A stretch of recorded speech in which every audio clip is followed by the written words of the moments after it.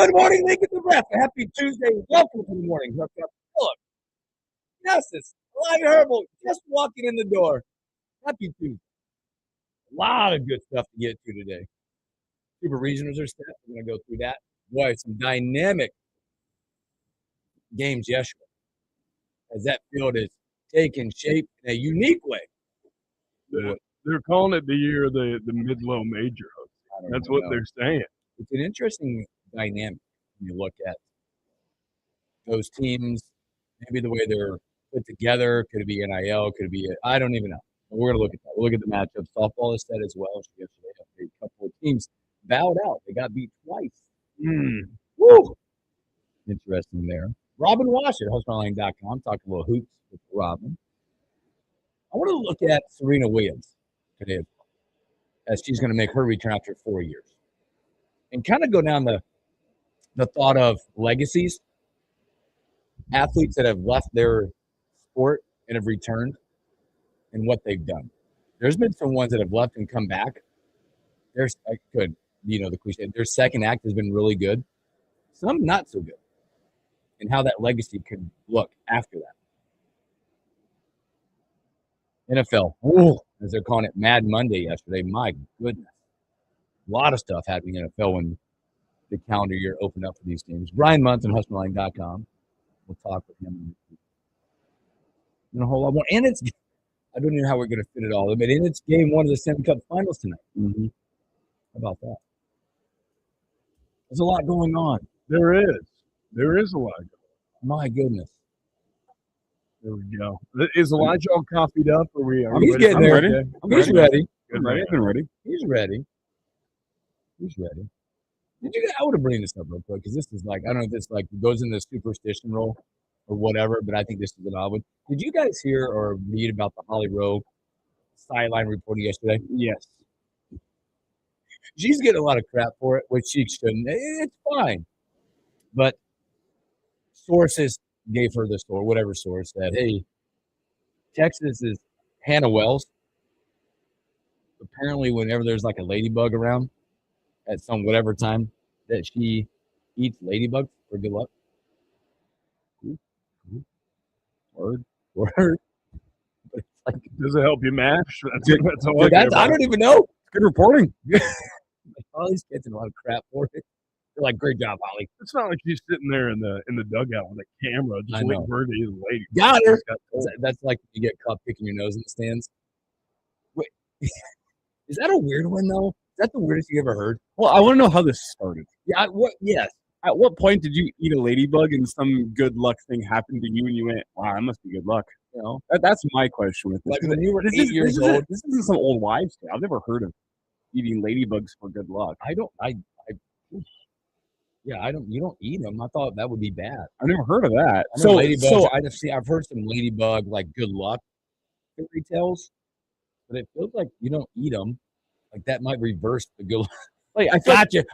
Something in her childhood made her think that eating the ladybug would be good luck, and I think I need to go. A therapist needs to dive into that with her and figure out why.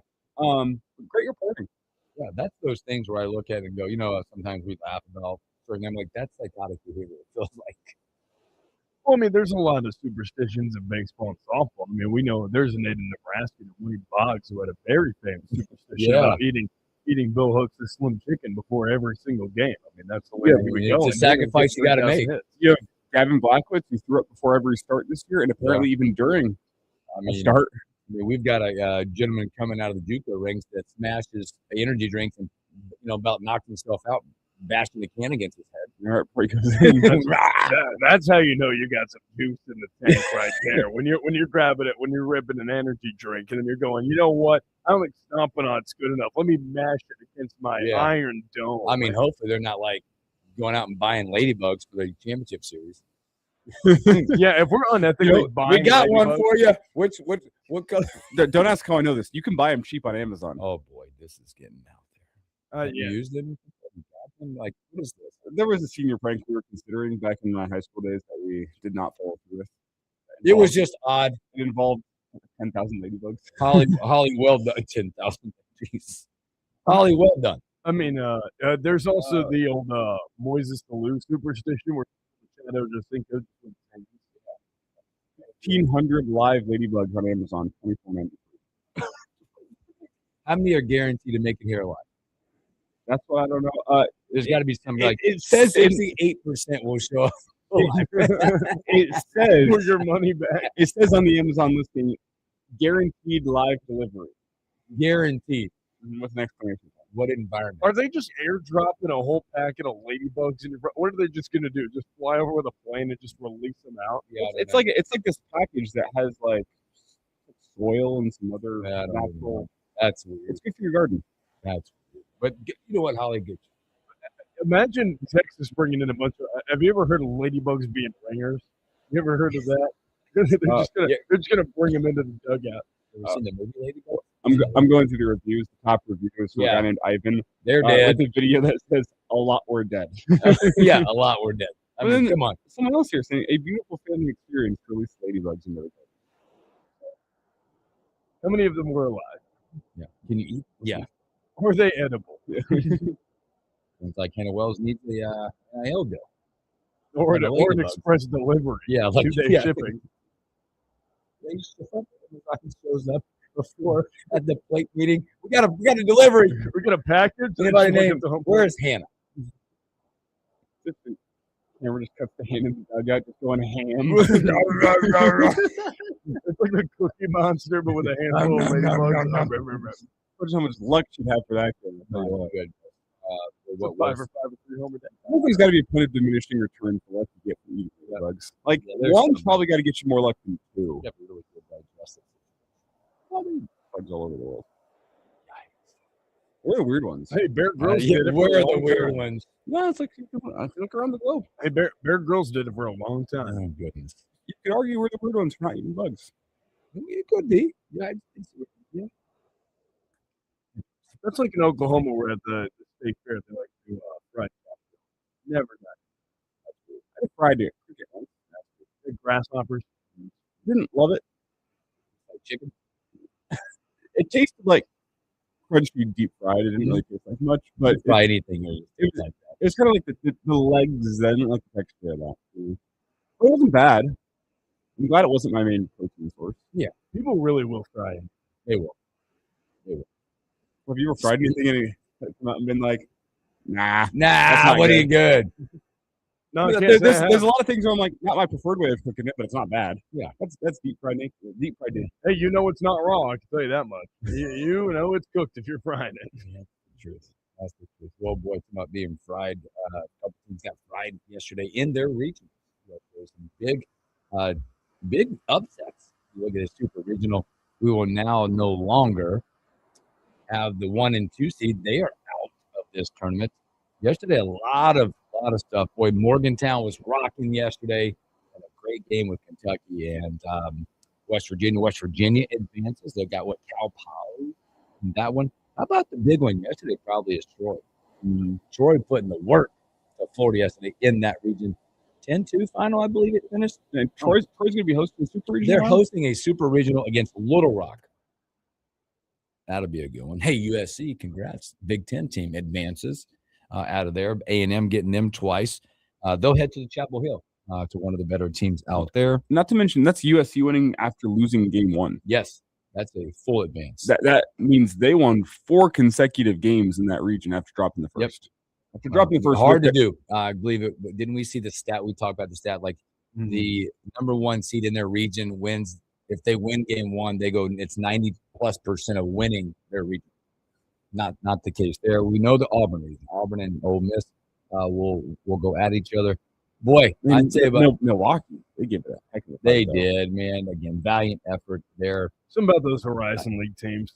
I feel like this regional is going to be electric. The Lawrence regional. If you got a chance to watch yesterday, OU 450-foot bomb walk-off yesterday in classic fashion there. Felt like, if you guys watched that, like the commentator was the only person in that building who didn't know that thing was crushed. Oh my gosh. 500 feet to dead center. I was watching yesterday. I happened to be at home, and you could hear it on the TV, and I just went, "Oh, that's gone." Like no doubt. And you can see the reaction of every player that wasn't the center fielder. What a great teammate. that center fielder gave the courtesy run tried. back to the wall. No, bro, it's out. And I'm not going to hit the wall for you, but watch me run. He gave that courtesy for his pitcher, but if you go back and watch the replay, you can look at every single other Georgia Tech player that just immediately knows that thing just got hit 500 feet to dead It center. hit halfway up the batter's It went eye. over. They were over. It went over the There were a batter's eye. couple infielders that just went to their knees. Yeah.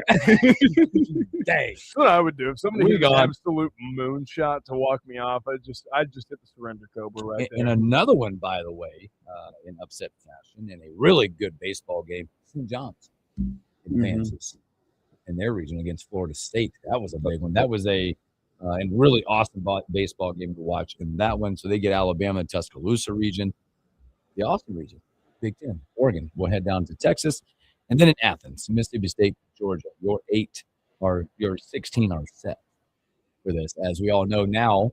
Officially, before this, the new 8 teams. There'll be 8 new teams that were not in the College World Series last year. Isn't that so insane? You guys have is it too early yet, or do you guys have a bandwagon that you're hopping on here for Omaha? Mine's easy right now. Being a Carolina fan, I like to watch them play. They've Kinston's had a really good program over time. Now they're gonna have that's tough. USC going to Chapel Hill is tough. I cannot. Here's the deal. I cannot get down with rooting for Kansas. I don't know why. That was going to be my question. I can't. I don't know why. Maybe it's the way they treated us and the fans, and it's like you become the. Half that team should have gotten the destruction of property charge for breaking the dugout railing. Like they're villains. Like they're villains. You know. Right. Yeah, to us they are. That's their villains. I feel like that's the way with Georgia. Any SEC, because I think you could presumably have what. How many SEC teams can you have there? 1, 2, 3, 4, 5. We only got most of the conference. Is that right? They have 5 of the.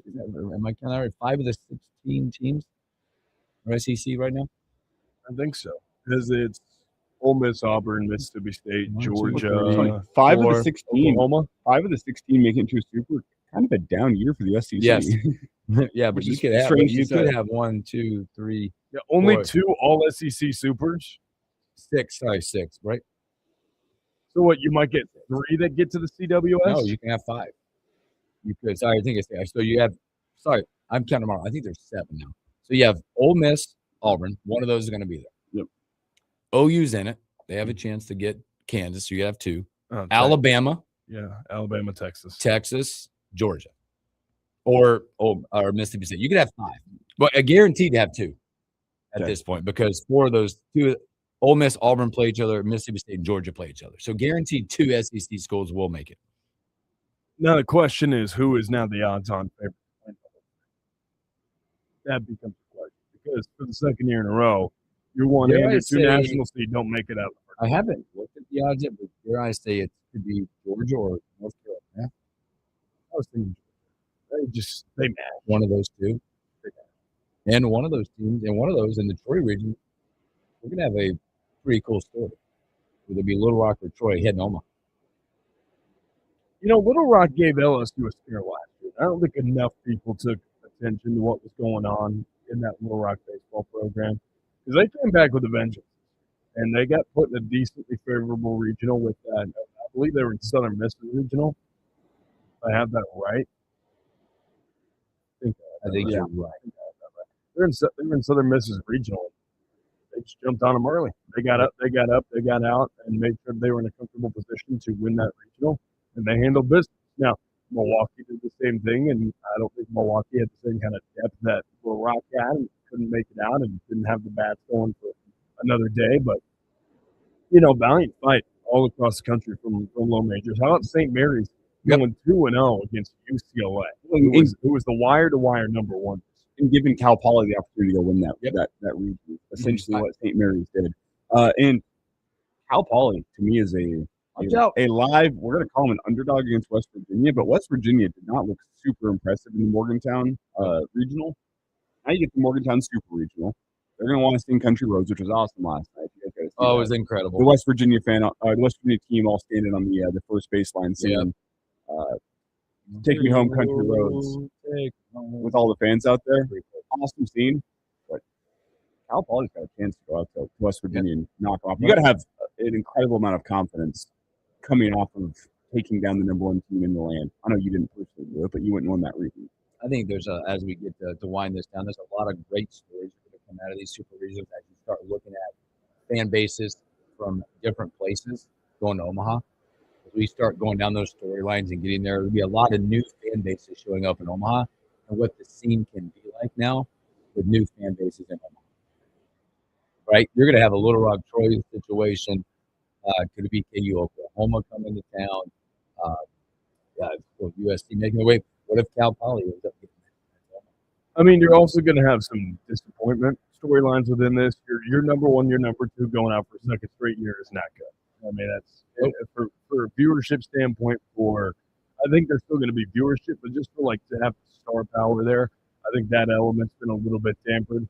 And then how about a team like Florida, who had consensusly a pretty easy regional and could not find a way to get out of their own. And that's, and they end up losing, and Troy gets out of there, and what an amazing moment for Troy and for the Sun Belt. But, I mean, man, that's for Florida, for LSU to not make the tournament, for a bunch of those teams to really not have the kind of performance that they wanted. It's got to feel a little bit disappointing, especially because Florida puts a ton of resources into it. So does UCLA. I would also say that Georgia Tech's been up in the resource pool for baseball as well. But it's got to be disappointing for those teams, especially for LSU, who had one of the highest rated transfer portal classes of all offseason. Spent a bunch in the portal and thought they could really have a great year, and then it ended up completely backfiring on them. So now you're going to have a lot of teams that are on the other side. They're in flux and trying to rebuild after what was either a disappointing exit or a tough year, and that's the other side of sports. Drama and magic coming this weekend, which appears that it's getting closer to Omaha for this baseball season. So, all right, let's take a break. When we come back, we'll go to the court with our guy Robin Washington, HustlerOnline.com.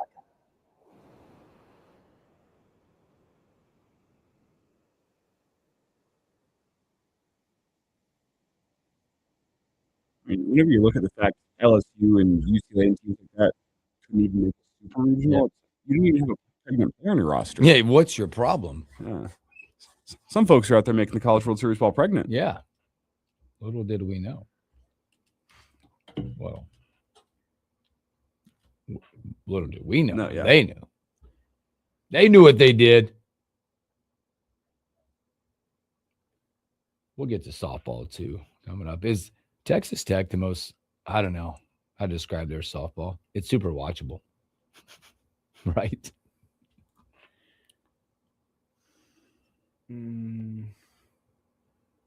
Also, are you going to be rooting for or against Texas? Who they playing?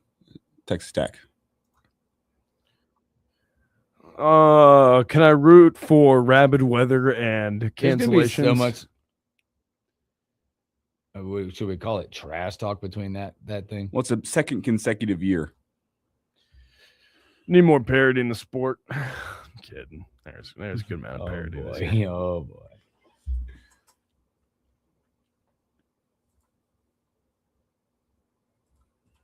Incoming angry softball fan. There was parity in the sport. I know, but it sucks that your two best teams come from the state of Texas is here.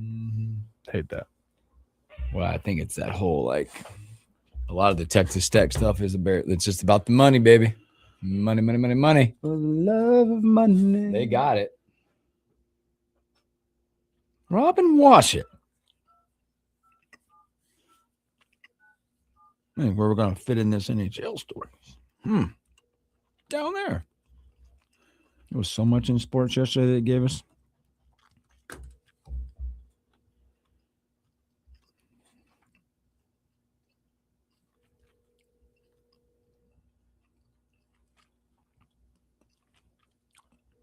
Robin's like, nah, bruh, not today.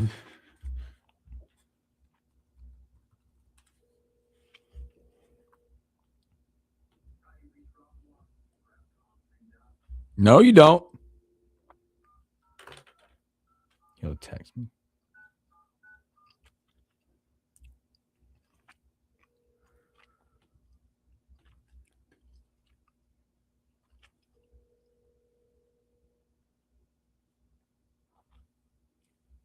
I have not heard from Robin. I landed a new pair of sneakers today.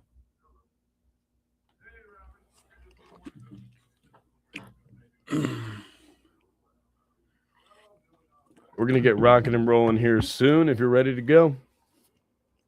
He's always ready to go. All right, let's get rocking and rolling, fellas.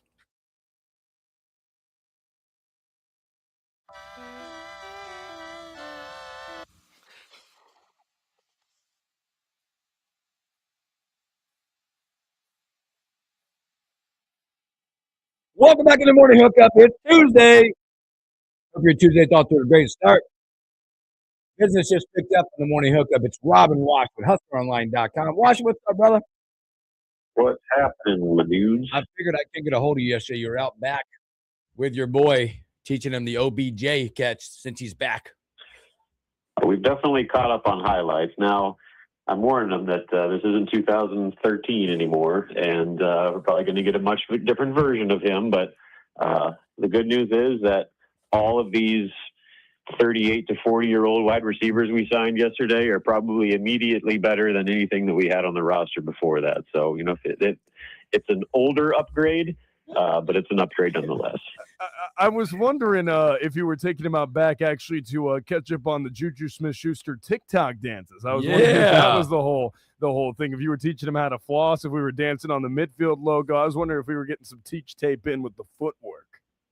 No, we are not doing anything with that. And the good news is that all these guys are on minimum deals, and so that means cutting them could all be a good thing. What really concerns me is they're signing all these wide receivers, and then I don't know if you saw the Giants did a celebrity softball game. Yes. For a fundraiser, and Cam Scadaboo's out doing backflips. Well, Malik Neighbors is hobbling to first base still, so it concerns me that his recovery isn't going quite as planned. Yeah, that's Larry Saulbach game. I saw a video from there that who was it? There was a celebrity went into somebody's legs at second base out there.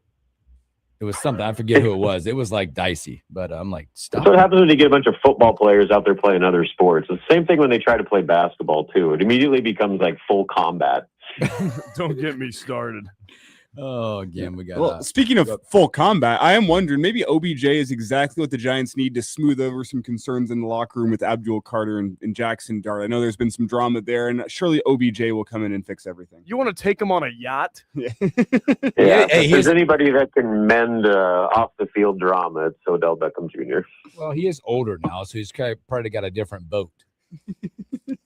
Yeah, and maybe he's wearing swim trunks instead of jeans and Timberlands. And he's got to stay away. He's got to stay away from parties that end up in a bedroom somewhere. That usually doesn't end well for his career.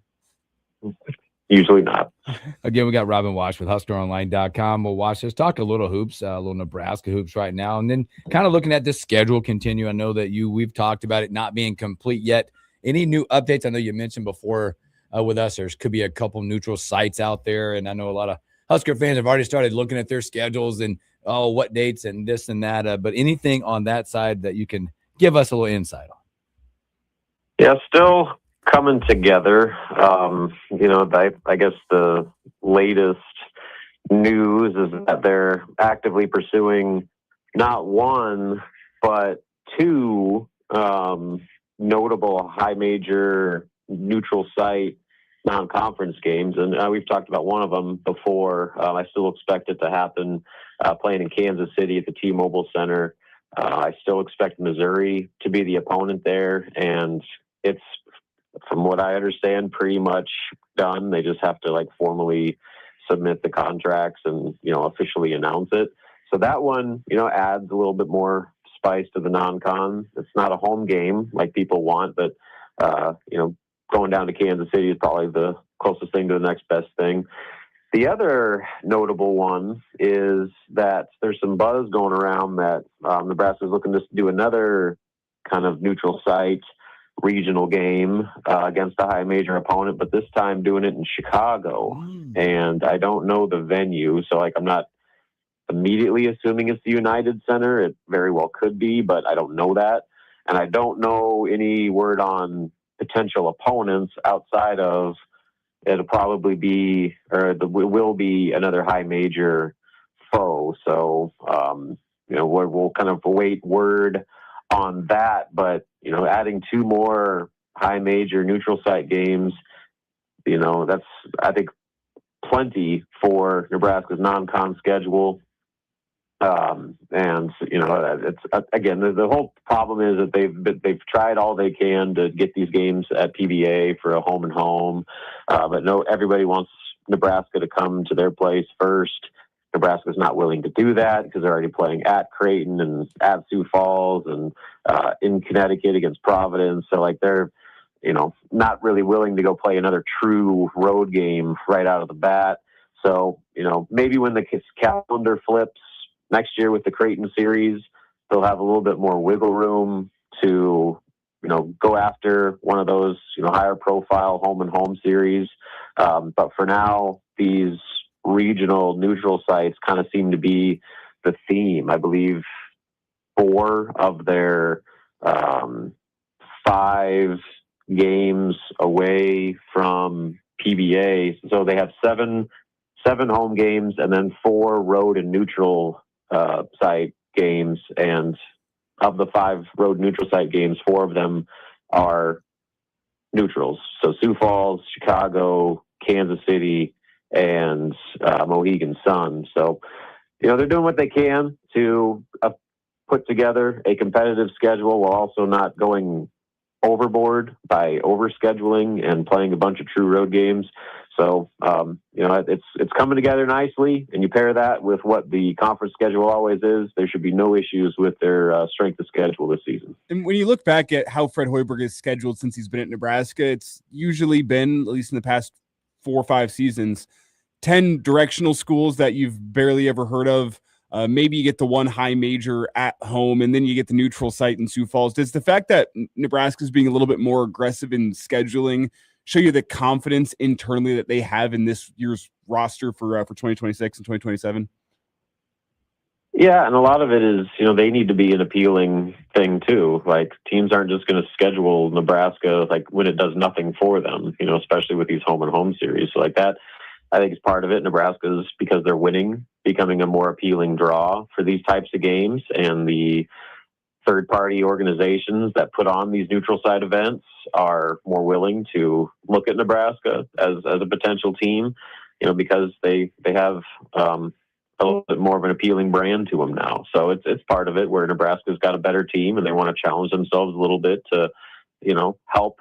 You play these games, especially the neutral site, that's kind of the new rave now, where you're able to play better schedules while also getting the bump of a neutral site where you're rewarded for playing away from home, but you're not, putting yourself at the disadvantage of playing a true road game. So it's kind of like the sweet spot now for these non-conference scheduling, and has really become, the new trend around college basketball with high major teams kind of doing it this way. So, they're kind of following that path, and they're a better team, and they feel confident trying to challenge themselves in places away from Pinnacle Bank Arena. But also, teams are more receptive to Nebraska because of the success they had last year and what they've been able to return and assemble this offseason.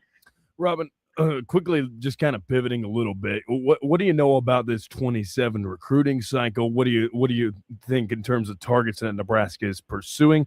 I know they missed out recently on London Donna, who's an in-state kid, ended up going to Creighton. But are there any other targets hot on their board that Nebraska basketball is really trying to close in on, or maybe some new prospects that have emerged as the summer's worn on? Yeah, I mean, they've got a few on their board. They already have Ty Schlegel committed, kid from Minnesota who's, playing on the Team Harrow AAU team based out of Minnesota. And that team's absolutely loaded. They're one of the best teams in the country on the AAU circuit. And he's been playing quality minutes, starting a few games for him. So I think this has been a really good summer for him. And then, beyond that, they've got, Jack Conan, kid from Wisconsin, 6'6", 6'7" kind of shooter. You kind of look at what his trajectory would be. A lot of Price Sanford there, just with the way that he's able to, shoot the ball and kind of play that wing spot and his size and versatility. Then, they've got some other guys that I don't know how likely they are, but they're still shooting their shot with some big name players in the 27 class. Ryan Hampton, 5-star, top 10 guard in the country, down in Texas. He was supposed to officially visit this, I think, for the Iowa game, the senior night game, but ended up having to reschedule. Nebraska's apparently still in the mix there, but I don't know. Like, I think that money is going to be a big part in that recruitment. I don't know if Nebraska has the resources to keep up. And then Dawson Batee, he's another 5-star from down in Texas, forward. He did officially visit last season and was at Fred Hoiberg's elite camp last summer. So, I mean, there's some level of mutual interest there. The fact that he's made it to campus twice now, but he's another one of those big time kids that is going to command a lot of attention and probably a lot of money. So Nebraska's still doing their due diligence with those two guys. And then beyond that, there's a couple other guys.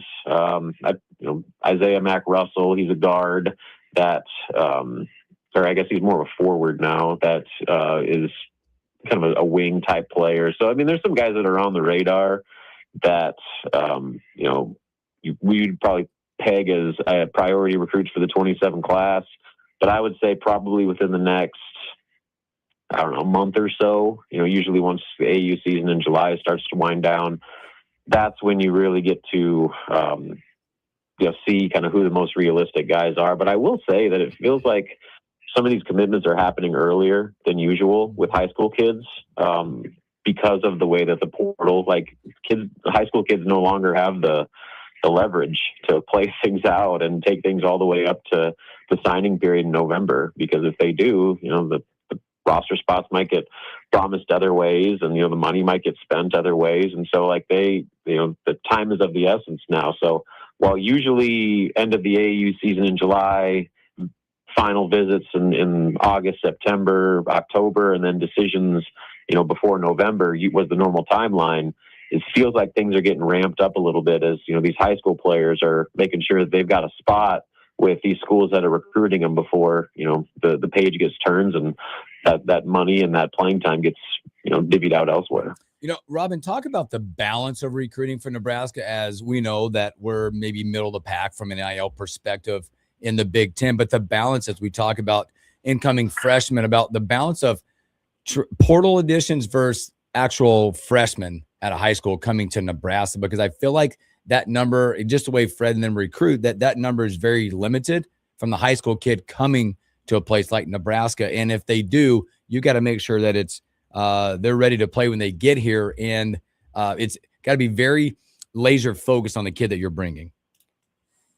Yeah, it's just hard to recruit high school kids anymore. For one, I mean, the money that you got to spend to get the top end guys, that's an investment, and you better be right, especially with kids that are making that jump from high school to college, as opposed to a player that's, developed a couple more years, maybe at a lower level or wherever, that is older, bigger, stronger, and more equipped for what you need them to be immediately. So it's certainly a kind of a planning path that you have to follow with this. And Nebraska's always leaned in, at least over the last probably four off seasons, where they're going to build their roster foundation around multi-year transfers. The guys that, have the luxury of, a couple years of development, that still have 2 or 3 years of eligibility at Nebraska, that's going to be your core group. And then you supplement your immediate needs around that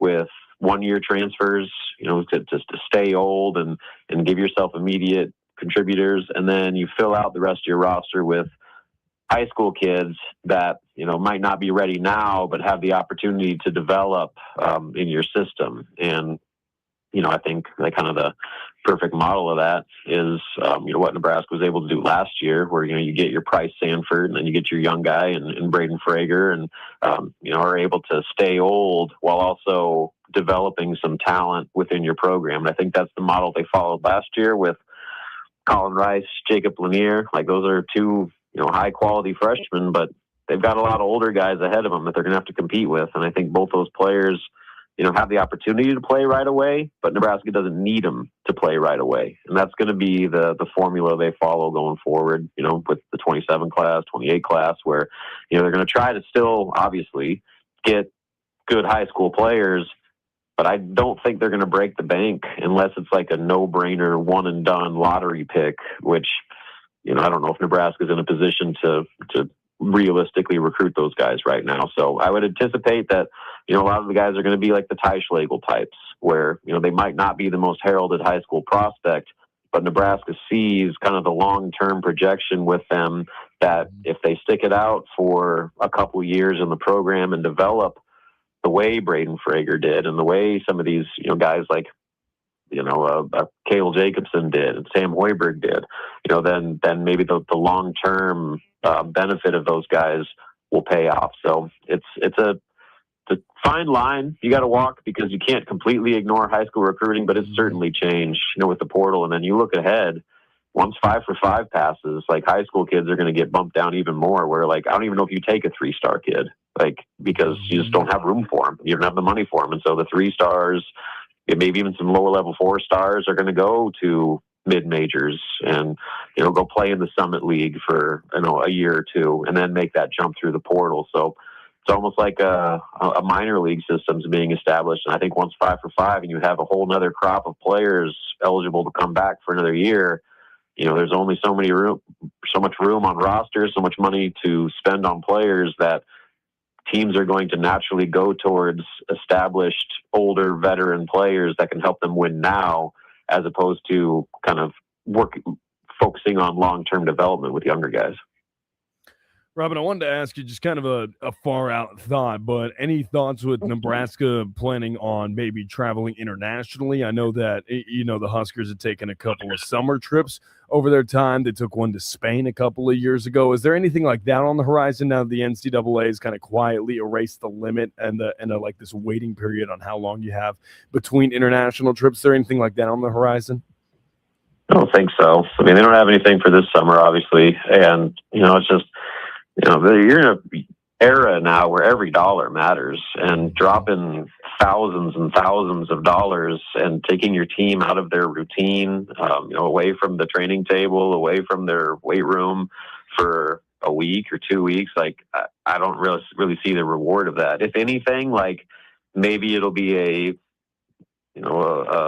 closer trip where you like go to the Bahamas for a few days or something like that, where you're not traveling across the ocean and messing with your body clock and, going to a place where the guys don't even like the food. And like, there's just a lot of logistical hurdles that are involved with those types of trips. And, I think Nebraska have certainly, loved their experiences when they took those previous trips, but it doesn't make a lot of sense right now in the era where like, you're scrambling to, get every dollar you can to go buy players to compete in your league, spending a bunch of money to, go spend a week in Italy. Like, I don't know what that does for you, where you can accomplish the same things at a much cheaper expense if you were to stay closer to home. So, that would probably be the more realistic path if they were to do something like that.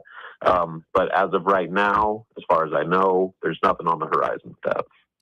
Robin Washut with us here, HuskerOnline.com, on a Tuesday edition of the Morning Hookup. And Robin, before we get you out of here, I do want to quickly ask you about the NBA Finals. It's Knicks, it's Spurs. Victor Wembanyama, a chance at his first, and Knicks potentially their first in a long time, since 1990-something, I believe. 99, I think it's 26 years. What are your thoughts here with this matchup of the NBA Finals? Is there anyone you're pulling for? I don't know. I mean, like, I feel like I'm like obligated to cheer for the Knicks just because of my Giants loyalty, and a lot of the guys that I know that are also Giants fans or Knicks fans. I don't really have any emotional connection to them whatsoever. I do enjoy the Knicks fans' celebrations and just how like completely out of control they are with their post victories celebration in the streets. So the more footage of that we can get, I'm for it. But if I'm picking a winner, I don't know. I don't see him beating the Spurs. The Spurs are just so good, and then you add in Wemby, like he's the ultimate X factor, maybe the greatest X factor since Will Chamberlain. I I don't see how the Knicks can keep up. I think it'll be a good series, especially with the way the Knicks are playing right now. But, the Spurs are the best team in the NBA. They have the best player in the NBA. And when it comes to a 7-game series, I just don't know if the Knicks have enough to top that. Justice, did you hear that? I did hear He's that. a huge Thunder fan, so we appreciate you laying that out there for him, Wash it. That was a great series. To me, that was the real finals there. But, I'll admit I was not upset to see the Thunder lose. They've kind of I've soured on them over the years. The Thunder lose, America wins. Wow. I think. Wow. You know what? I think Wemby just needs to go to a nice little temple in the mountains of Nepal, and he can just go be a Shaolin monk for the rest of his It's life. working. He can go do that. Now, he doesn't need to play basketball anymore. He can just go the Kareem Abdul-Jabbar route, just star in movies and be a Shaolin monk. That's okay. If anything, maybe this whole situation pushes Chet to take that next step, because I feel like he's been good, obviously, but there was a lot of parallels between him and Wemby basically his entire career, and now Wemby's got the upper hand on him. Let's see if he's got a little more fuel in his tank this offseason. Robin, can it push him to eat a freaking cheeseburger? Can it push him to get some meat on his bones? Wow, it's all coming out now. You don't need muscle in today's NBA, right? It's all about skill and drawing fouls. He turns sideways and drawing disappears. fouls.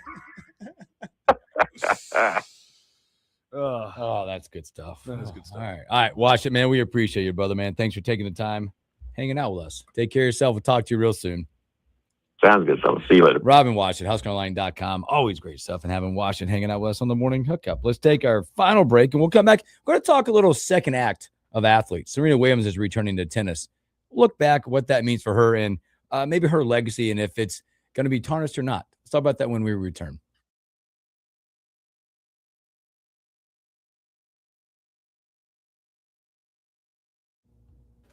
Oh, Wash it. I wasn't gonna go there today. I was. I was letting it live just there. Yeah, because the Nuggets were long for the playoffs. Yeah, they got a lot of work to do. Yeah, they are in a really interesting cap situation. Ooh, But Uh-oh. I mean, McDonald's has just rolled out the FIFA World Cup meal. whoa! I want to hear about this. As somebody who likes his food, what are they talking about here? I'm watching the video. They have a whole bunch of soccer stars walking through the doors of McDonald's. I'm curious. If that sucker is fries and apple slices, I'm What gonna is it? fight somebody. I'm watching the video trying to figure it out. Oh, there's a video. There's David Beckham getting a meal. There's Lamine Yamal. Did Beckham does love him. Pulisic. Can you just go on the app? Is it on the app yet? There's Son. It comes out June 4th. There's Grimace. Oh, He's Thierry back? Henry. Grimace is back? He appeared to be back. Oh, it's got specialty limited edition cups Uh-oh. with different soccer stars on them. My kid just built the what's the actual meal? Yeah, It what are doesn't we even say. It eating? doesn't even say. What? We just got teased on live hair. It's for the cup. Get it? The World Cup. Oh, they also have a special edition McDonald's Nikes. My kid just built the Oh, Devin Booker McDonald's Nikes. Huh. Ooh, my kid just built the World Cup Lego. The trophy, the cup. It's pretty cool Lego. We got no details yet. I am excited about the World Cup, but no, I'm not seeing any details. You watch the video and they don't have like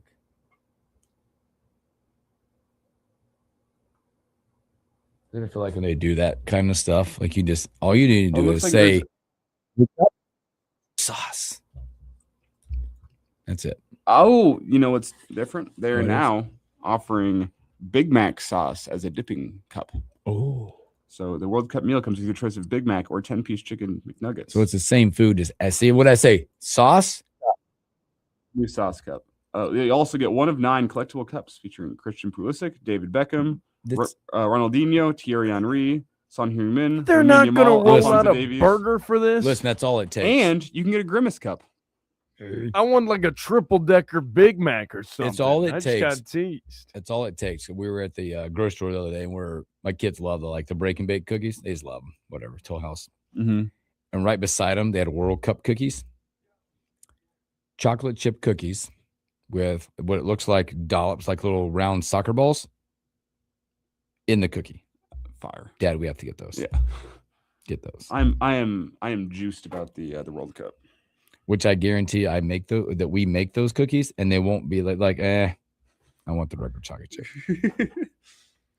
It'll be a letdown. Who we got? Oh, we got Ernesto. All right. Ernesto. We'll talk to Ernesto coming out of the break. We'll punt Serena for a little bit. Just a teeny bit. We'll come back. Sorry, Serena. Serena. Sorry, Serena. What is that? Sounds like the background of Ernesto. Does sound like Ernesto's background. You guys, you might hear the storm last night? I will. Wet ground. It was wet. That's why my kid said he heard it like rumble for a while. Yeah, there were some bad lightning strikes. Apparently, it rained like an inch. Yeah, perfect. Yeah. Dude, I had some like hail because I was sleeping next to the window, and all I could hear was just dun, dun, dun, dun, I didn't hear anything. Just hit my window. There it is. Oh well, that's baseball. Speaking of that's baseball, I'm tired of Jacob deGrom. Get him out of my sport. Wow. Tired of him shoving against my team every time he sees me. deGrom, was that his 100th career win? I think I saw something like that. He shoved 100th career win. We've never hit him well. 100th career win. Can't You lie. thought about what could have been with those two? You had deGrom and Harvey on the same pitching staff. Mm-hmm. What could have been? And then one of them had like serious elbow issues. They both of that didn't. Harvey's the one that got it the worst. I think he got a shoulder thing. And then he went away. Sometimes I think about what could have been with the Rockies, with Trevor Story, Nolan Arenado, DJ LeMahieu, Carlos Gonzalez, Charlie Blackmon. Could have helped on to Tulo.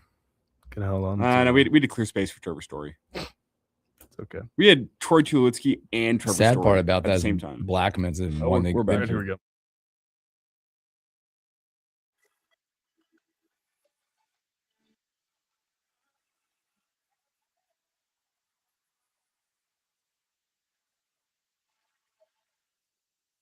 Welcome back in the morning hookup. Special thanks to Robin Washington, HuskerOnline.com. Well, we're going to end this hour off just perfect. Let's go to the phone line. What's our guy? Ernesto, what's up, brother? Hey, not much, guys. How you been? Fantastic. How about yourself? Good. You know, I heard you came to Jacksonville for an autograph session. You were like a no-show at the station, so I figured you were here at CPC giving autographs out. No, I haven't been down that way in a while. If you do come, you got to call me. I don't care where at in Florida. I mean, I'll come and see you, bro. But hey, Mr. Herbal. Yes, sir. I knew you were cool, dude. I cannot wait for the World Cup, man. I am amped like nobody's business because I got cancer right before the last one and didn't think I was even going to make it. And I'm so thankful that I'm going to, and I'm going to get choked up. But Mr. Herbal, I got a question for you. Best free kick you ever seen take? Ooh. It's probably Tony Cruz in the World Cup. Was that 8 years ago now? Yeah, Germany. That was a good one. You didn't watch Anton Stack against Aston Villa when he banged one in from 45 yards this year? Dang. Don't care. In a 1-1 draw? Yeah. Okay. In a 1-1 draw. There it is. 1-1 draw. Still a great free kick. That's probably that Tony Cruz one. That was incredible. I love Roberto Carlos. Yeah. Debatable. Yeah, that's a good one. I mean, that's the most iconic free kick of all time. I wasn't alive. That guy, you should watch some of his highlight reels, man. Put it in from the end line, curving it in. I mean, just amazing. And speaking of cool, go ahead. Beckham's got some crazy ones too, doesn't he? Yeah, no doubt. And speaking of cool but uncool, how's DJ Spice doing? Spice. I mean, I have not talked to DJ Spice in a while. Have you seen him around? Well, for a while. I haven't heard from him, hiding her hair, but it's all good. And, I just got back from Indy late last night, haven't slept all night. And then you guys come on, so I can't even sleep. So right after the show, I'm popping an Ambien and laying down. Enjoy. Yes, enjoy. That's baseball. I would like a nap myself. I agree. Yeah, I'm gonna enjoy the show, then take a nap. First things first. I love you guys. Bang! Thanks, Ernesto. Appreciate you, brother. Good hearing from you, my friend. What do we got? How about that? Another man of culture enjoying our World Cup coming up. If only tickets were $1,000 to get into the nosebleeds. What's up with that McDonald's meal, huh? Why can't I get a new burger? Why can't I get something else? No, we're going to release mac sauce in a dipping cup. For the first time ever. Come on. Yeah, you can never get that sauce on the side, baby. No, and now it's everyone internationally that gets to eat their McDonald's without all of our beautiful preservatives. They get to have the true McDonald's experience now. You want to eat a whole bunch of chemicals you can't even pronounce? Come to American McDonald's. We got you. Their corporate greed disgusts me. Yeah, I like McDonald's. What would your meal be? Like I feel like you have expectations. Yeah, give me a triple decker Big Mac. We got to go big for the World Cup. I don't think that would. Europeans are not. They don't have the appetite set us. Well, then maybe they should grow up. Somehow they made it like a potato ball in their fries. I wanted them to bring. You know how you sometimes see those international meals that they serve at different McDonald's globally? And you're like, why don't have that in the U.S.? That should have been their World Cup thing. Because let's get all these global McDonald's items, put them on the menu for a month. I also love that. You're gonna flock to that cup. So, I mean, if I get a Ronaldinho cup, yeah, that's going to be pretty awesome. But like that's going in the pantry. I wanted it to. Everybody needs another drink. Yeah. And you know what? They're going to get me, and I'm probably going to buy it just to eat a clip. Coming up, we're going to jump. Coming up, we're going to jump into the NFL Mad Monday yesterday, and we also got Brian Muntz with HuskerOnline.com, and a whole lot more of you and us. We'll be right back.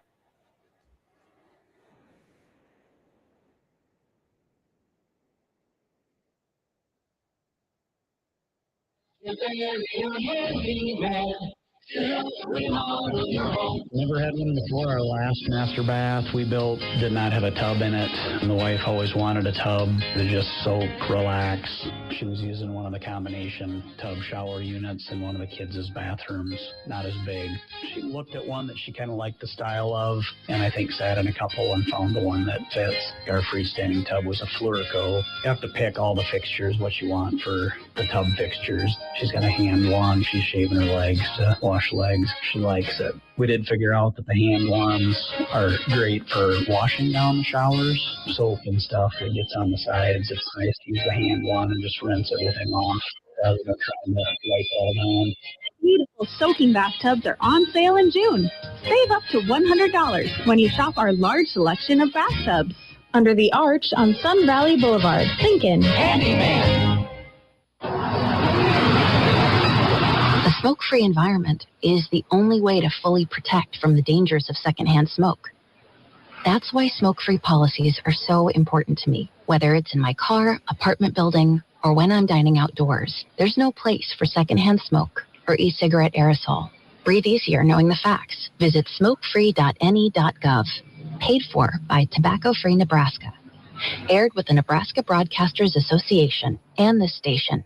Has your child swallowed your medicine, your laundry detergent, your nail polish remover? Call the Poison Helpline. Have you inhaled paint thinner, glue, pesticides? Call the Poison Helpline. Have a question about a dose, a fume, something your kid just drank? Call the Poison Helpline. Poisonings can happen at the home, on the job, or in the great outdoors. Call the Poison Helpline first for fast, free advice from medical professionals. Call 1-800-222-1222 anytime, anywhere. 1-800 Lincoln's local news, talk, sports, and weather station. FM 101.5, 1240 AM, KFOR, and KFRX HD3, Lincoln. From ABC News, I'm Sherry Preston.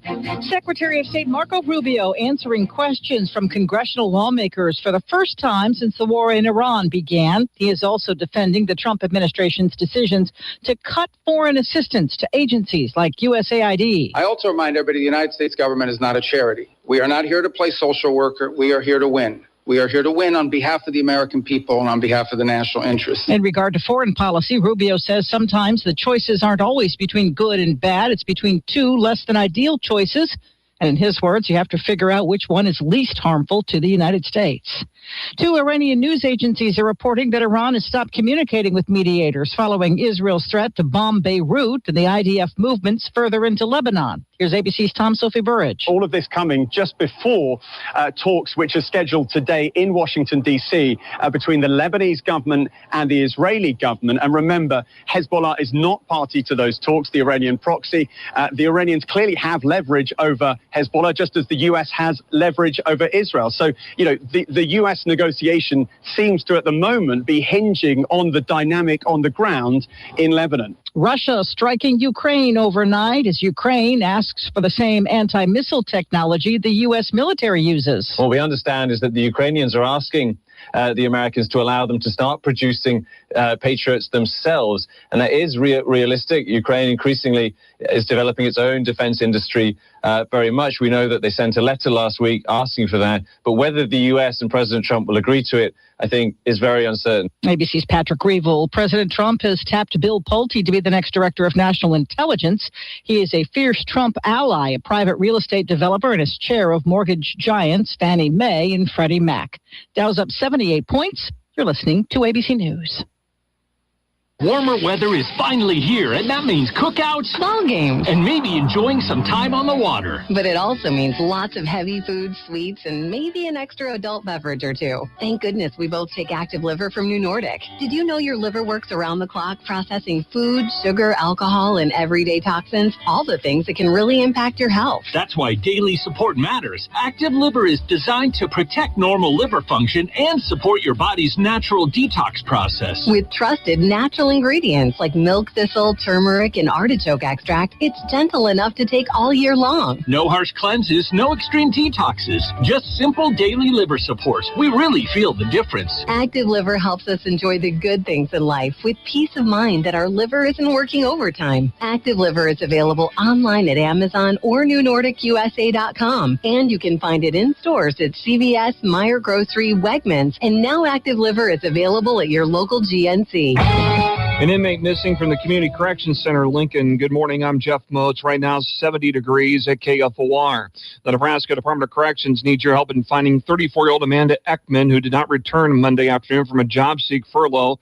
Her electronic monitoring device was found near 44th and Superior. She's a white female, 5'5", 120 pounds of blonde hair and blue eyes. If you have any information on her whereabouts, contact Lincoln Police or the State Patrol. A 47-year-old Lincoln man's been arrested for burglary, theft, and auto theft after he allegedly broke into a business southwest of 9th and Van Dorn sometime before 8:30 Sunday morning. The victim, a 43-year-old Lincoln man, reported his business had been broken into and his vehicle stolen. Lincoln Police Public Information Manager Erica Thomas says it was soon discovered the person responsible, later identified as Joshua Watkins, had pried open a key box, removed the door key, and gone inside. He apparently drank 2 bottles of liquor, left keys behind that did not belong to the suspect or the victim. Watkins was then captured on video setting a vehicle on fire before stealing the victim's truck, his clothes inside, and then taking off with the key from the building. Watkins was later arrested during an unrelated call for service and found with the business key in his pocket. The 2001 Ford F-250 pickup truck is still missing. It's worth about $8,000. Comments made last Friday by Governor Jim Pillen may have raised a few eyebrows after he signed an executive order that establishes standards and reporting measures for state entities to continue to combat anti-Semitism in Nebraska. Pillen said while Nebraska does not tolerate hate in any form, he added the following comments regarding Palestinians, which he said, quote, everybody, whether it's in the Gaza Strip or elsewhere, they want to kill every Jewish person on the planet, end quote. Pillen also said, quote, anybody that wants to stand up and talk about Palestinians, they've got to understand that those people are born to kill Jews and Christians. One reporter at Friday's news conference then asked whether Pillen's statement about Palestinians is as harmful as anti-Semitic comments. Pillen said, quote, all I can go by is what I saw and what I learned, end quote. Cloudy today, still have 50% chance of showers and thunderstorms and a high of 82. I'm Jeff Moats, KFOR News. Let's go. At Liberty First Credit Union, you don't have to wait to drive the vehicle that you really want. With auto loan rates as low as 2.99%, you can be cruising in a sleek new SUV, sporty coupe, or the perfect family ride loaded with features. Take advantage of low monthly payment options, no prepayment penalties, and financing handled locally by people that you know and you trust. Liberty First Credit Union. Let's go save. Credit factors apply. Rates, terms, and conditions subject to change. I'm Andrew Saul, Commissioner of Social Security. Beware of telephone scammers pretending to be government employees. Real Social Security employees will never threaten you. Callers threatening you with arrest or other legal action and demanding money are not from us. If you receive a call like this, hang up. Do not provide them with any form of payment or information. This is the Morning Hookup on KFOR.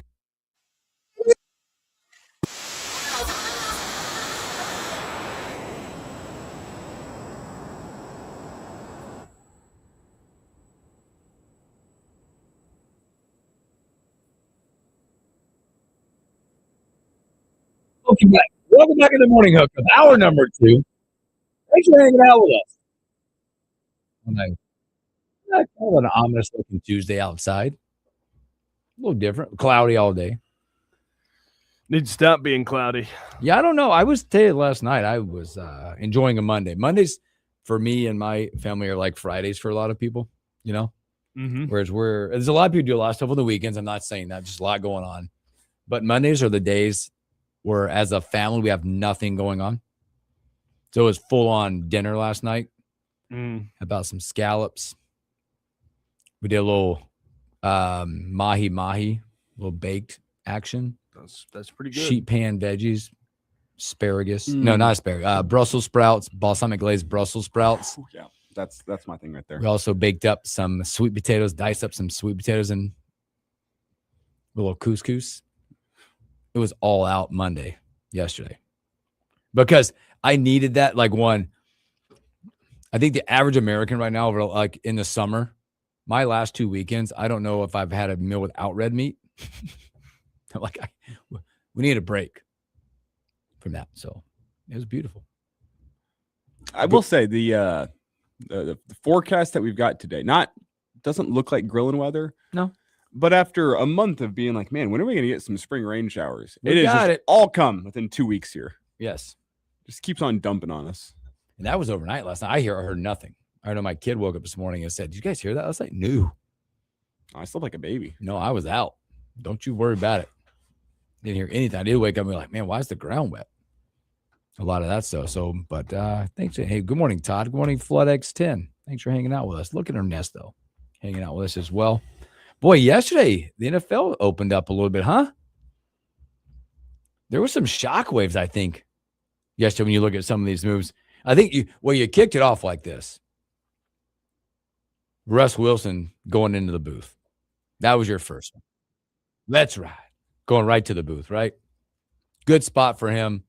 You could see the digression of a career happening before your eyes.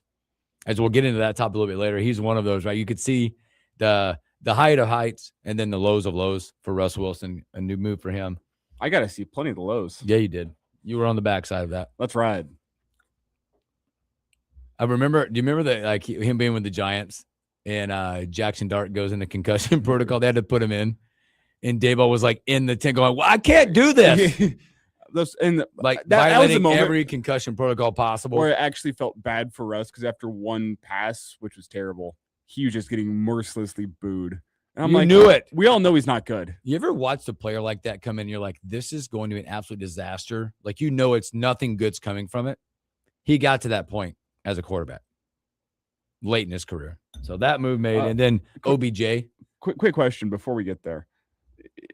Did Russell Wilson, the last few years of his career, ruin his candidacy to potentially get a gold jacket?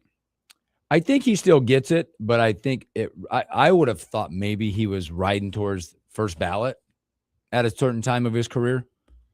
I don't think that's the case anymore. Because we're talking now. What class will he? And once he officially retire, was it 5 years? Mm-hmm. We'll have to look down and predict what that looks like in that class. How does he compare to Eli Manning? Let me see if I can get. Well, if you look at Russell Wilson, 10-time Pro Bowler. Okay. Bring up Eli. 1-time second-team All-Pro, Super Bowl champion. Also was the Rookie of the Year in 2012, and it was the Walter Payton Man of the Year in 2020. Okay. Okay, so Eli played in more games, had more passing yards by about 11,000. Wow. Yeah. 57-023 to 46-966. The Russell Wilson 10-time Pro Bowler, Eli Manning 4-time Pro Bowler. Eli Manning, though, 2-time Super Bowl champ and 2-time Super Bowl MVP. There's a little distinction both ways. Russ does have the All-Pro over Eli Manning. I will give him that. It's just, I think, you're interesting. I think the last few years have taken away from the first ballot for sure. Now, I say that also not knowing what that class will look like in 5 years from now. I'm inclined to say he probably is. First ballot? He's probably still a Hall of Famer. No, I don't think he's a first ballot. I No, think he's Hall of Fame. probably a Hall of Famer. Though, if you would have asked me 5 years ago, it would have been, yeah, dude's going into the Hall of Fame. And now I look at it and I go, he might need some time between the last few years of his career and when he does get in to kind of let that sit. Because the Broncos years were bad. The Steelers year was bad. The Giants year was bad. But I mean, he had moments in between. It wasn't completely drab and downright. But I mean, people are going to need time to kind of watch the sour taste out of their mouth, and he can build himself. I think what is good about this TV move is he can build himself back some good PR. You know, because he always has been a good orator. He's a good talker. You know, he's Walter Payton Man of the Year. I mean, that type stand-up of guy. But you know, like he can build himself some positive PR, and like he's not dumb. Like he's a pretty smart guy. Like he's going to be able to go in there and break down exactly what you're seeing. He needs to be a good real. analyst. That's It'll the be big good. thing is he needs to be real. He needs to be able to call guys out whenever they need to be called out on television. Yeah, I hope he comes across like that as that type of analyst when he gets to that level. We've seen it through it where hopefully he gets to that point. He can say those things, call the game from the quarterback's perspective, and draw that picture for you. With, I mean, again, you look like, again, as much as you want to talk about, like Romo. Romo draws a pretty good picture about plays being called and schemes and things like that. Can Russ bring that to your living room? Well, in Romo, and I think the key for us, and that I think Romo does pretty well, you can be real about a player's performance without being harsh. Yes. And that's the line he's got to ride to stay true to himself. Ride. And let's ride that line, Russell Wilson. Let's ride. Who's the old because there is an analyst like that I really like. What's his name? He used to play for the Broncos. It's Mark Schlereth. Mark Schlereth. Yes, yeah. I like Schlereth. Yeah. I think Schlereth does a good job of drawing the line between what is real and what is, like over criticism. Yeah, what there's critique and there's criticism. Yep. Yeah. I think he does a good job with that. Like explaining like, hey, this is what should happen, this is what this guy needs to do. Like I think that's like the kind of positive attribute like you can bring to a booth while being real. As those moves started to take light yesterday, then you just didn't have to wait very long. The Rams, boy, talk about maybe making a bombshell all-in type move. They go out and get and trade for Myles Garrett. He's headed to L.A. Jared Verse will go over. Boy, poor guy. Headed to the Browns. The Browns will get a 27 first-round pick, a 28 second-round pick, and a 29 third-round pick.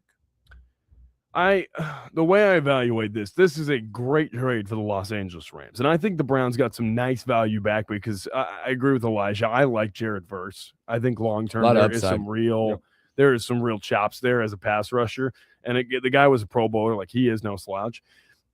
The way that I look at this has been part of LA strategy for a while where they want to get big name players now and let's accelerate a championship window. I don't know if they're going to be interested in the long-term rebuild. I don't know if like Rams? when Stafford's done, I don't know that they're going to be interested in a long-term rebuild because they haven't been in a long-term rebuild for a while. They're under a different set of circumstances playing in Los Angeles. You need to grab people's attention now or you lose it. Like that's kind of what it is. You're out in Hollywood, you're out in a big city in a massive market, and you got to grab eyeballs. And how do you grab eyeballs? You have to be constantly competitive out there. Why do you think they demand so much of the Lakers? Why do you think the Dodgers are so constantly scrutinized? You need to have constant success and be in a championship contention window. I think this is just a move that helps the Rams stay in that for a little while longer, even post Stafford. I think this is a move that helps them bridge that gap, but certainly for right now, if you want to make an all-in push with whatever gas Matthew Stafford has left in the tank, this is the kind of caliber of player that you go and get to really accelerate a championship window. It's how much good football does Matt Stafford have left in him? We don't know. You're going to maximize while you can. And the picks, unimportant for the Rams right now. Right. Unimportant for the Rams because your window is 1, maybe 2 years likely with Stafford. Absolutely. Especially given the fact that you're not going to be able to keep both Puka and Devontae Adams after this year. They're both on expiring contracts. Your chances are not going to have the cap space to keep both of them around. So you're going all in on this season. As for the Browns, flip it around. You get a guy that in Jared Verse is 5 years younger than Myles Garrett and can still be around for a potential run that, I mean, if you look at how their draft picks have been set up, and I think they had a pretty good draft this year. You never know till the fall rolls around, but I think they had a pretty good draft. If you can stack 1 to 2 more good drafts and find a franchise quarterback at some point, you could have a playoff / championship window opening up. And I know we all sit back and doubt it because it's the Browns and they find a way to screw up their draft picks. But if this year's draft class ends up being good and you can stack 2 more good draft classes with all the picks that they have stacked, you could be a pretty good team here in a couple of years if you can go find that quarterback, and you would open yourself up to Jared Verse being a star defensive player for you here in a couple of years. Is it crazy to suggest that, like, I think the Browns have kind of turned over a new leaf? Because I really liked their draft this year. I looked at it and I thought, I thought they had a clear, consistent strategy. They got talent in the areas that they needed to get it, and they've got some real players, man. They got some real guys on that defensive backfield. Like, I think Denzel Ward is a real dude. Like Malik Collins gave them some nice stuff at defensive tackle as a nice foil to Myles Garrett this year. And now you bring in Jared Verse, who I think is a young, active, violent pass rusher. Man, Cleveland could really get this going because it wasn't a defensive problem. They just don't have a ton of talent on the offensive side of the ball. And I thought they took steps to really try to address that this offseason. I agree with Elijah. If they can get that quarterback position sorted, which is the most important position on that football field, boy, Cleveland could really start to build something here. And I know we say that, and I know Cleveland seems to have a little bit of bad juju around them for a lot of the period that they've been around. But man, I think if they get a quarterback, like Cleveland could really start to turn this thing around. I think they got some nice leadership starting to make some good decisions. Yep, great points as well. Great job, fellas. Now, as you look as well, then go ahead. The one more thing I'll note with this is that this feels to me, Andrew Berry, the Browns GM, whenever he first showed up, he makes the big roll of the dice and he goes and trades for Deshaun Watson, gives up all his draft capital. Didn't go well for the Browns. You're now going to flip around, and this is building the completely opposite strategy. You're accumulating draft picks. He hasn't. I mean, he's been their GM since, I think, 21. And because of that deal he made for Deshaun Watson, he really hasn't had much draft capital to go around. He hasn't had a chance to show off his drafting ability all that much. And, I mean, to be fair, in the limited sample size that he has had as their GM from the draft pick point of view, without really any premier picks, he's been middle of the road, kind of average, not great. Now he gets to stack draft picks and kind of this is the second and final opportunity for him. Second roll of the dice. Hey, you have a 2-year window here. Show us some improvement. Show us some reason to believe that you have confidence drafting. And then I think if it doesn't work out, you have a whole bunch of draft picks for your next GM. I think that quarterback spot there be really interesting now because you just mentioned it, and you mentioned Deshaun Watson still being there. Yeah, they got. How does that come into play? Because obviously not being a very stable situation there with Shadur and the other people on that roster. Where does Deshaun fit into that? It'd be a big question if you go back to that. Yeah, I got to wonder. Or if that ship is sailed because you've got a very valuable commodity just sitting there. Because he hasn't played a ton of football. Nope. Like, that's the thing. He came back and bang, got injured like that. And you kind of empathize for the guy because, like, even as a professional athlete, I get there's the off the field stuff, but like you work really hard to get back to a point that you can play, and you immediately get that taken away, and you have to go through another grueling year of rehab. Like, it takes more than the toll on the body; it takes the toll on the mind as well. So you got to wonder what the mental, state of Deshaun Watson is, and can he come back and contribute in a meaningful way? I don't know, but they seem to think they have something in Shadur. They, Dylan Gabriel's still there. Maybe there's another move to be made, with the quarterback position. But, I look at it and I think they have great complementary pieces on that roster. They're starting to flesh out talent around what their quarterback situation could be. It's just going to be a matter of time, and do those guys end up fleshing out? Because if they do, and Andrew Berry's able to, like Elijah said, stack a couple of draft classes, man, Cleveland could have a really exciting future. And if they can nail that quarterback spot, man, they could build something really bright in the AFC North, because the Steelers are kind of dwindling in mediocrity right now, and the Ravens have a ton of talent, but they've just undergone a coaching change, and Cincinnati really seems like they need to get their trenches sorted. So, there's opportunity for growth into being a contender in this AFC North. It's all about, can you grab the bull by the horns? And I think Andrew Berry's got a great opportunity. Now he has to take the chance to rectify the Deshaun Watson move. Yeah, and now, just to kind of, it's a long way to say, I think this is a trade yesterday that could work out and be a net positive for both sides. Yep, agree. That one, major surprise yesterday, one that we were told about 3 months ago, it felt like at this point. A.J. Brown finally now being dealt to the Patriots. He'll reunite there with the Vrabel and there as well. But that's an interesting one. I think the most interesting thing about this one is that the Eagles do get a first-round pick, but it was in 2 years. It's made of that. Like, because you look at the one, Myles Garrett, they get the pick right away in 27. This one's in 2 years.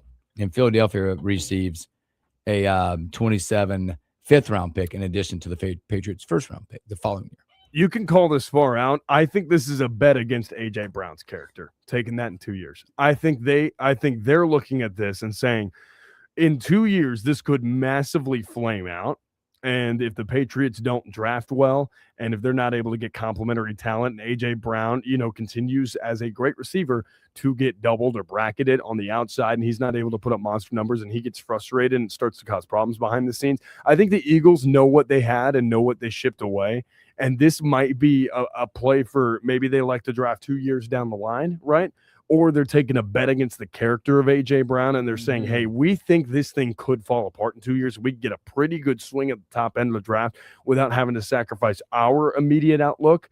So that might be what it is. But from the Patriots' point of view, I totally understand it. You want to get a number one, a go-to guy on the outside to give a pressure release to Drake May and immediately up the talent level in that wide receiver room. And that's not a shade to any of those guys there. I think that they needed to raise the talent ceiling in that wide receiver room, and you go and do that with a guy like A.J. Brown, who's been really awesome when he's played. I know that he hasn't had some of the recent campaigns and some of the targets that he's wanted. In New England, he will get the lion's share of the targets. And so this could be a bet against A.J. Brown's character. This could be a bet on the Patriots and Mike Vrabel saying, I think we could bring A.J. Brown and have him be a dominant receiver. There are all of those factors in play, but I think ultimately when you look at it, this might not be the win-win trade that the Rams and the Browns is, but this might have some potential to mutually benefit both sides in some capacity. Another thing to analyze here, and it's not just the Patriots. The Broncos are in the same boat. You could argue Washington's kind of in the same boat as well. Yep. You're trying to maximize while your quarterback is on a rookie contract. Look across the NFL. You're able to stack talent on a roster where your quarterback's on a rookie contract. You got to get creative once you sign that quarterback to a second contract. It's why the Broncos were aggressive this offseason. It's why the Patriots have been aggressive this offseason. Hey, if you have money to spend because you're not paying your quarterback $200 million, use that money. Build a roster. Go build a competitive team because 2 years down the road, Broncos and Patriots both in the same boat. You're going to have to pay your quarterback a lot of money. And they're going to take up a large chunk of your salary cap. So you maximize the roster now while you can still pay guys, knowing that 2 years from now, guys are going to have to walk. And that's A.J. Brown's part of that. I don't see him lasting more than 2 years in New England. He's an aging wide receiver that's known to be a bit of a locker room issue at times. You're making this trade for a 2-year window, knowing he's probably going to be gone after that. That's the reality of the situation. I think part of what the Eagles are betting on is the fact that, hey, once Drake May gets paid, which Nix and May probably are both in the category of quarterbacks that you give an extension to after next season. Once contract starts kicking in and teams have to start looking ahead to getting creative, your roster's not going to be as good. This right now for the Broncos and the Patriots, the rosters that they have around May and Nix right now are the best rosters those guys will likely have in their career. Yeah, and I look at that and I say probably more likely May than Nix. You probably need to see another season of Bo Nix coming off of a pretty serious injury. Look at that. Well, am I wrong for saying that there is some concern for him coming off of an injury? There might be some stability issues. He might not have the same start to the campaign that he wants. I mean, there's a real concern that he might not come back. There was more capacity 2 months ago. Those that are in and around the Broncos have some confidence that he's been out ripping it. And I think also Drake May got them to a Super Bowl, so I think it's May more likely than Nix. So, but I do agree. You got to maximize talent around a rookie contract, and you look at a guy like Drake May. Think about the body type of A.J. Brown, a big physical wide receiver, right, that will play in cold weather, right? He's done it in Philadelphia now, so he's got the proven commodity. I wouldn't particularly say New England's warm and sunny all the time. Nope. So you get him out there at a big-bodied receiver in a cold weather environment and a physical guy who will go on the edge and could set the tone for you also in the run game. You need a guy like that. You need a guy, especially where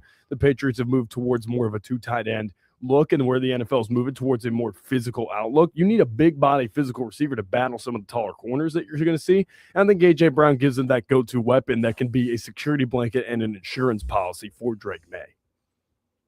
Great stuff. More to come in the NFL as the calendar is open, and there'll be more to come on that. So let's take a break.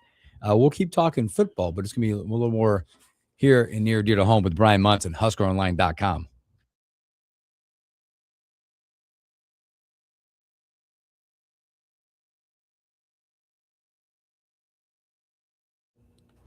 Yeah. Elijah thinks I'm just taking every opportunity to throw shade at Bo Nix now. Wow. Why you're turning your, like, it's not George Steinbrenner anymore. Now it's Bo Nix. I'll just say, I don't think the Broncos, how they handled this offseason shows they have doubt in Bo Nix. That's fair. But now is there a reasonable concern there? If you're a Broncos fan, sure. But all the moves the Broncos have made this offseason have shown they're not concerned. Which, if you did show concern, I think that'd be you'd have shown, you'd have been there. That'd be huge. That would mean you're genuinely, even if you're lightly concerned, you don't show concern with how you make moves. Yeah, you got to be aggressive. I think that's what. I just kind of look at it and I'm like, it's also like you're gonna like Bo Nix is certainly a talent. I think he also doesn't get, to me, as much credit as Drake May should because of the age timeline as well. Mm-hmm. You're going to have fewer years of a good Bo Nix because of the age profile than you are for a Drake May. But he's certainly in the boat to be extended next year if he puts up another good season. That's what it is. Yeah, he's like you got to pay him and lock him down. Yeah, he would be in the category of quarterbacks that are highest paid in the NFL. Yep. And in terms of like guys in the league, like he's one of my favorite guys I've seen like do like media content. Like he just seems like a genuinely good guy, Bo Nix. But you know, you just got to see another year, I think, because the Broncos have a great defense. They've got good supplementary talent. I like the wide receiver room. They got a lot of nice profiles there. Like they could really make this thing go and hum. It's just about, the health of Bo Nix and can you get complementary pieces. So we'll see what Jalen Waddle brings. Hey, man, he's good. He is good. He's good. Let me ring up Brian real quick. How much good football does Cortland Sutton have left?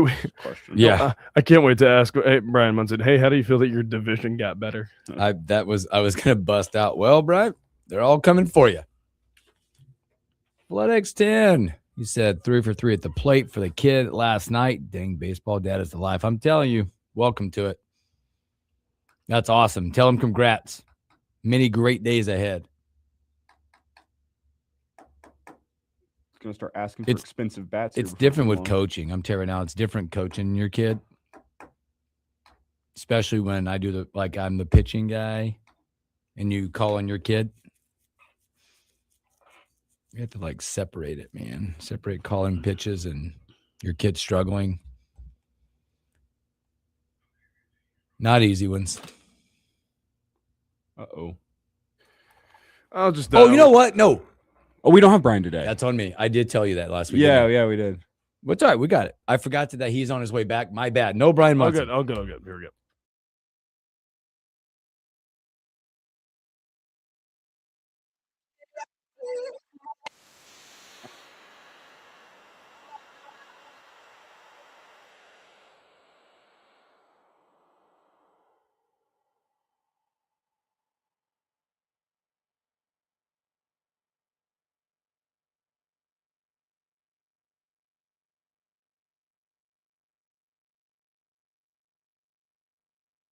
Welcome back in the morning hookup.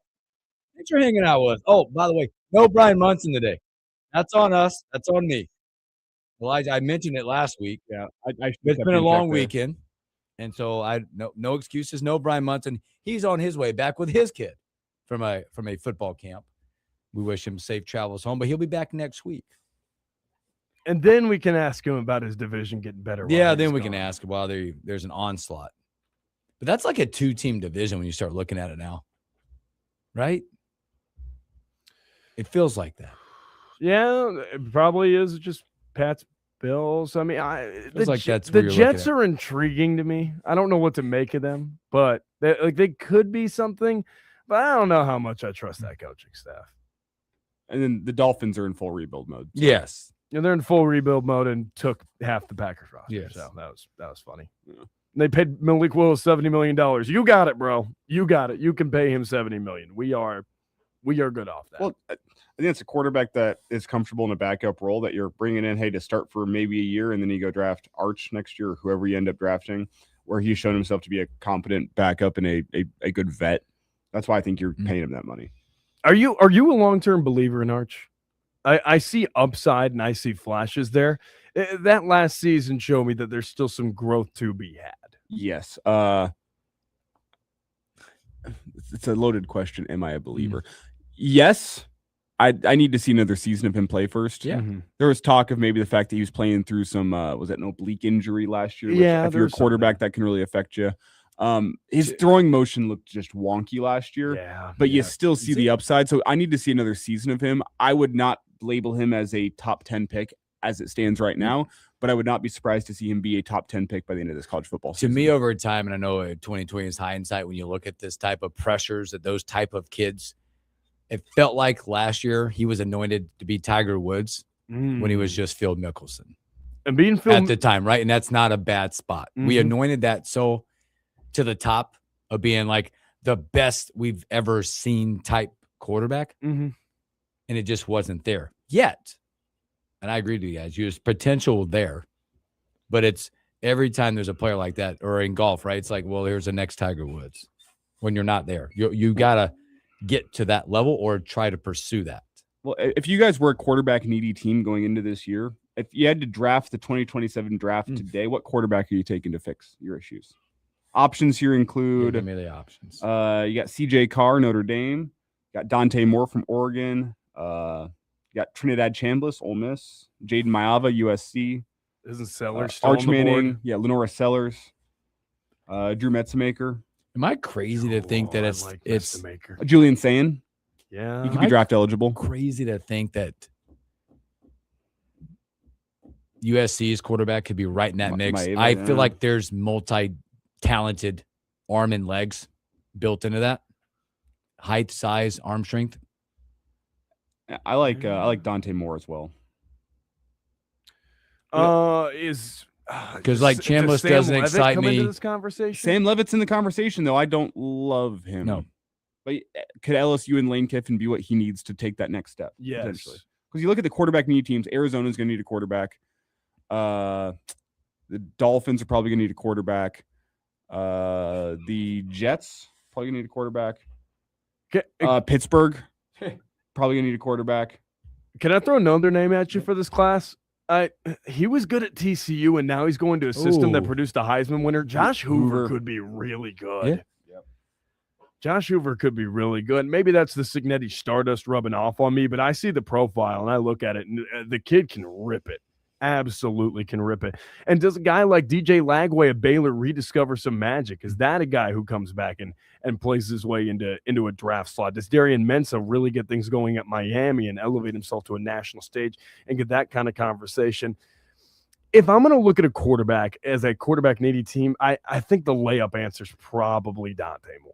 Mm-hmm. I think that's probably the layup That'll answer. be the highlighted name. He's the only quarterback from this list that I have circled, and I say I would be shocked if he was not a first-round pick. But there's a lot of quarterbacks on there. I think you're probably going to have 3 or 4 first-rounders next year just because of the quarterback-needy teams that you have. But there's only one name on that list where I go, I would be truly shocked if that guy plays his way out of first-round contention, and that's more. Sellers is really intriguing. Like, he's got the entire physical package. He's got all the tools in the toolbox. He needs to take care of the ball. I think that's my big thing. Now, he didn't have a lot of help on the offensive line last year. They did have some decent weapons. He needs to take care of the ball for me. There's some points where he makes some really careless decisions, and I need some of that. But in terms of physical package, it is wow with Lenore Sellers. I think another guy I look at, like Mestamaker at Oklahoma State's really intriguing. Like, there is long-term upside. The guy can really spin it. No throw looks too difficult for him. There's going to be some mobility questions about him. I think that this is in the Big 12 and an enhanced competition level, you probably get it answered. Eric Morris is an offensive genius, and he'll get him in some good situations. Mestemaker's an intriguing upside play that could play his way into first-round conversations this year. And if you're a back end of the first-round team, like for me, Mestemaker's more of a Rams quarterback than Ty Simpson is. Yeah. Like that's the weird thing is I see him in that kind of West Coast mold. Like I could see him on the 49ers from that West Coast tree. Like he does have that Packers build that, like all these like souped up modern West Coast teams that tend to do that. I think you'll see like Mestemaker fit really well into a lot of those systems. So that's what really intrigues me when it comes to those three guys in particular. One more name for you here. Actually, maybe two more. How about Marcel Reed from A&M? Yeah, he's a really nice player. I could see him move up draft boards. And then John Mateer, Oklahoma.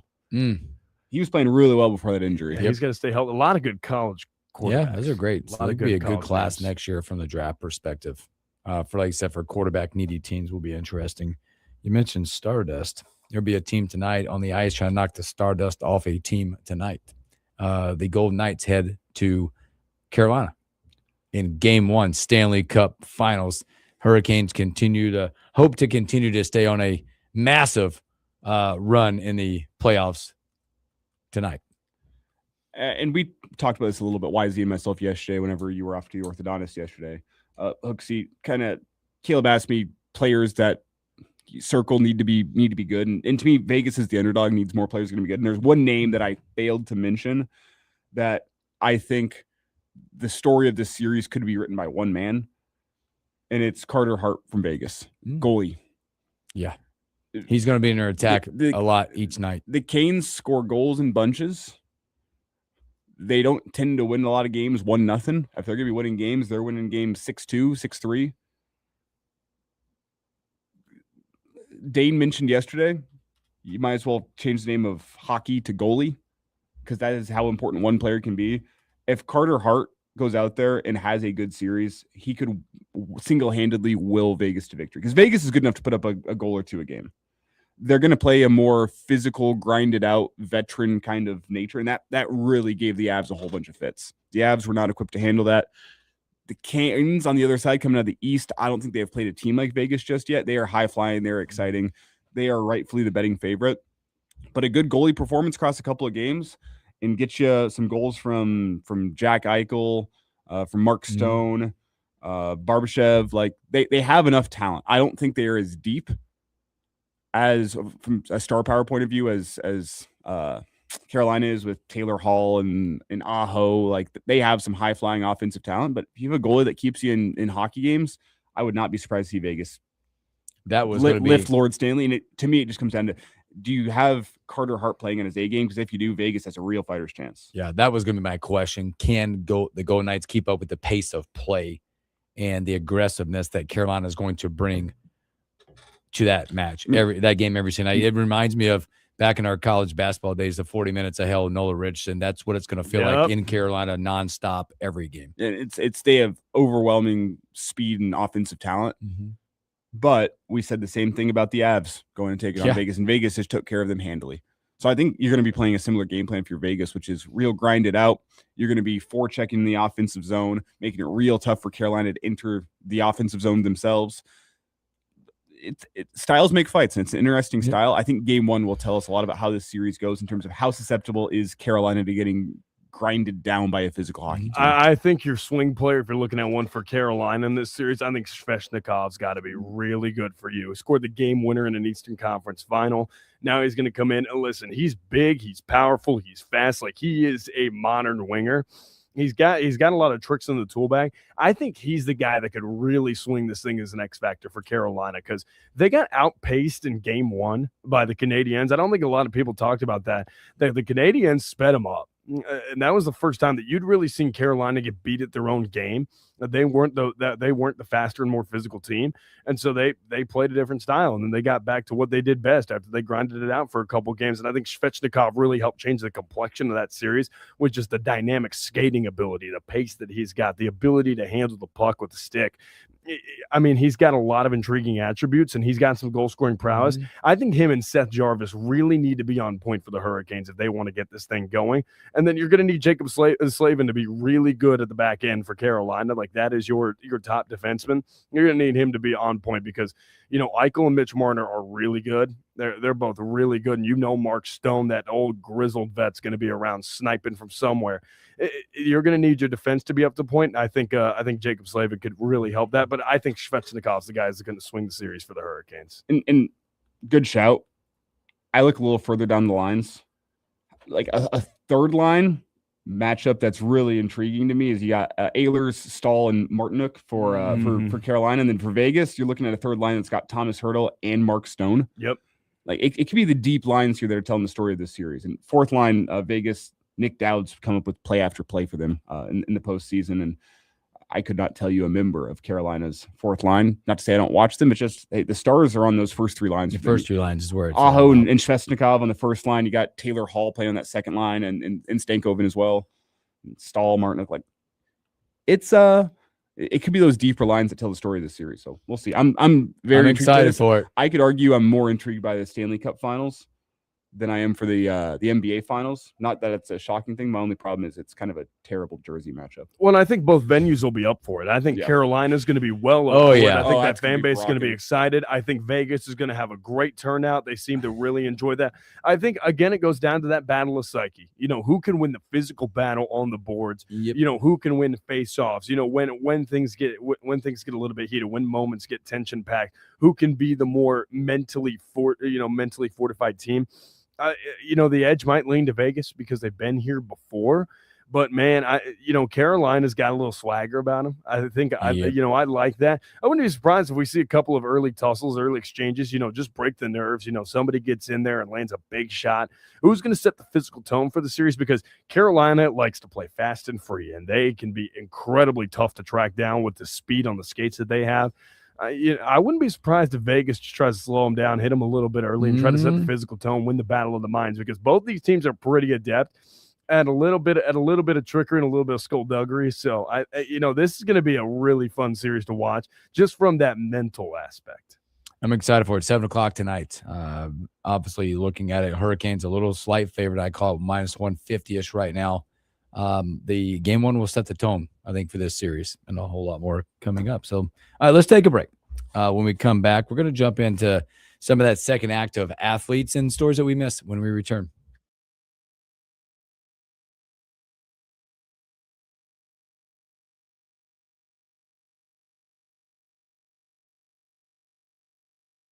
Actually controlled by KF. Oh, it's over there? Yeah. What's up? What I miss? Hot. It's got hot. It's like hot in here. It's muggy. Just a little muggy. Must like it like a swamp over there. It's just muggy. Yeah, it need to be not hot and muggy. It's not very fun. See this former Major League Baseball player? It's like crazy. Jordan Adams. We'll talk about that. Oh, I thought it was Jose Canseco. No, we're getting another Canseco story.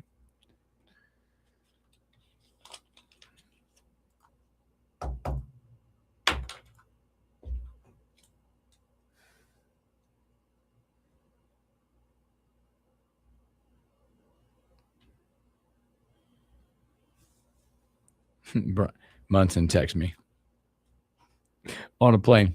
I'm like, yeah, man, that's on me, man. Sorry.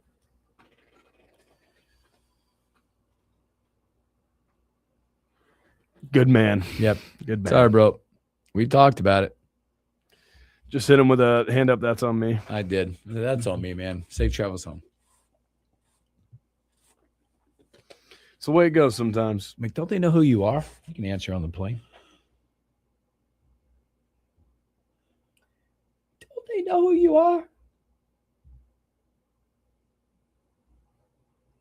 Took the kid yesterday during the second hour. He had to have the evolution of the braces coming in a couple years, probably. He's got adult ones coming in. Oh, had to have 2 removed yesterday. That's where I was. So we get to driving home, and I do the little nitrous oxide laughing gas stuff. I had to run one quicker, and afterwards he's like, walking out. We get like halfway to where I just got to go in and like do a 2-second thing. He looks at me like this. Dad, I'm like, oh boy. He goes, I don't feel very good. So we pull over and I run in and get some water. He's like, I just need some water, right? Like he goes, like I felt his forehead sweaty. Like he goes, then later on after he told me, he goes, Dad, I was seeing a little black spots. I'm like, oh, great. Sometimes dads aren't built to take care of that kind of stuff. Sometimes you just need to go to the bullpen. Yeah, there was no bullpen. It's just the partner. It was the your partner game to was finish. the partner was an hour away. I got a 12-year-old kid in a car, and I got a busy gas station I had to stop in, and I just like, hey, lock the doors. I'll be back. Yeah, I still have my teeth that got pulled whenever I got braces out. They were vicious looking. It was crazy. Like they were like this big. Yeah. He was like, dude, Dad, look up. Yeah. Mine had some like crazy looking roots on it as well. The oral surgeon had no fun getting those teeth out, but I got to keep my wisdom teeth on that. Well, side. they asked me. I Like, only had to get 2 wisdom teeth out. I did have a great time. So they didn't give me the gas. They gave me IV. Yeah, but that's the way to go. IV. That was ketamine. Yeah. Yeah, for wisdom teeth removal. Honestly, had a great time. Oh, you were on cloud 9, bro. Honestly, nighty night. Great day. And then the Big Ten baseball tournament was on TV. It was back whenever they were playing it in Columbus at Ohio State. If you remember that year, kind of a garbage year for the Big Ten tournament. But got my wisdom teeth out, and then got to go home, sit at home, and watch the Big Ten baseball tournament all day. The only thing they were like, You're just pointing and laughing I know at every slider. Look at it move. They've been going to St. Pediatric dentists for a long time, and I'm not about that life. So I like walk back there, and they're like, well, you can stay as long as you want. And nah, I'm just getting him settled. I'm out. I don't need to sit back here and watch you like. I'll be in the waiting room handling my business. Working on pulling those teeth out. I'm good. Just send them out when you're done. That's what I say. I'm not watching that. Why? You got business to handle. I gotta surf Twitter in the lobby, man. Right. A couple months ago, my roommate at the ripe age of 27 got his wisdom teeth out. And I had the joy of being the one that got to drop him off and pick him up. Oh, you had fun. Oh, I think I left. Like, you just gotta leave, make sure he's all ready to go, and they get a call when I'm in the car wash. Hey, where'd you go? He's done. I'm like, it's been 20 minutes. How are we done trying to already? get my car washed. How are we done already? Listen, I had a plan. Just put him out front. Yeah, set him out in the wheelchair. I'll Set get the him. brakes. Have him on the downslope. He's just sitting there in the parking lot. Look at all the pretty colors. You can get a tan. He comes out. They're like, you pull up, tarps are off. He's just waving. I'm right here, Elijah. That's so good. Oh, that's so good. My gosh. That's hilarious. All right. All right, let's get rocking and rolling.